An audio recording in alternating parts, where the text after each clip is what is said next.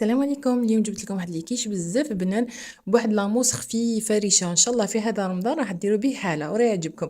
اللهم بلغنا رمضان يا ربي، لا فاقدين ولا مفقودين. نبداو على بركه الله في الوصفه تاعنا. عندي 300 غرام فرينه، عندي 150 غرام مارغرين، رشه ملح ولا قيس ما تبنن ولا العجينه تاعكم. 300 غرام فرينه، 150 غرام مارغرين. هنايا نبسوها مليح لاباط بيغيزي كيما مالف كيما على بالكم بيها. نخدموها غير بصباعتين ونحكو كيما هكا حتى تولي لي مرمله. هنا في هذا الوقت بعد ما نشوف الزبده دخلت كامل نجيب حبه بيض كامله، ندير العجينه بها ونزيدو 3 ملاعق ما عادي، ما ولا سخون لا والو، ما عادي. 3 ملاعق تجمع لنا العجينه. لا شفتوا العجينه تاعكم ما تلمتش ولا جاريه، زيدوا لها ملعقه تاع فرينه. انا هذه الكميه جات قد قد. كيما راكم تشوفوا هنا العجينه تجي شويه طريه ما تجيش يابسه.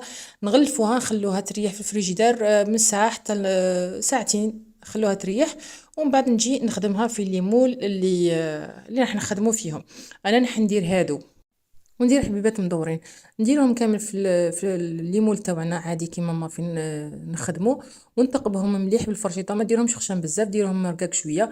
نثقبهم بالفرشيطه مليح مليح وندخلهم للفريجيدار يريحوا نص ساعه. بعد ما يريحوا نص ساعه ندخلوهم يطيبوا على 180 درجه حتى تشوفوهم حمار وطابوا مليح وهذيك هي يكونوا واجدين. في الوقت اللي راهم يطيبوا نجي نحضروا لاموس تاعنا.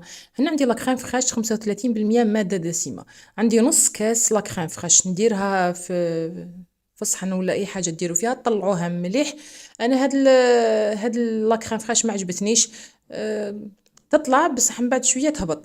نطلعها نحطها بجيه. وهنايا في هاد الصحن جبت 2 مربعات هذوك الجبن الطاري هذاك وشويه طونط، تقريبا واحد 2 بيض. هنا درت الباطه شويه كبيره، تقريبا من دوك 2 بيض تاع الصغار، طون تاع الزيت.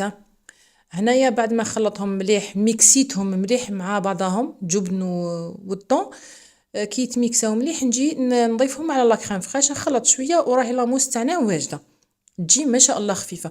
بعد ما طابوا لي الحبيبات تاوعي كيما راكم تشوفوا طابوا ما شاء الله يعني. نخليهم يبردوا شويه ونجي نعمرهم بلاموس هذه. يعني الوصفه بزاف سهله، نعمرها بلاموس كيما راكم تشوفوا حاكمه روحها.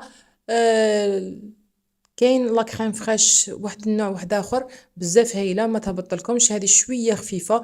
مي لا شفتوها خفيفه زيدوا لها الفرماج ولا الطون. الا شفتوا لاكريم فريش تاعكم ما طلعتش مليح زيدوا لها، ولا خفيفه زيدوا لها الفرماج ولا الطون، وحده من زوج. هنايا بعد ما عمرتهم كامل نجي نديكوريهم بالجبن هذا مربي مع الطون. انا هذا الجبن ماشي شباب، نتوما ديروا الشيدر خير. يجي الشكل تاعو شباب مع الطون، حبه زيتون في الوسط ولا معدنوس ولا اي حاجه. نتمنى الوصفه تاع اليوم تعجبكم بزاف بنينه، صدقوني لاموس خفيفه تذوب في الفم. نقسم لكم حبه وتشوفوا القوام تاعها يبقى محافظ على روحه ماشي سايله. الوصفه بزاف بنينه، ان شاء الله تجربوها وتعجبكم. تلاقاو في وصفات اخرى ان شاء الله. سلام.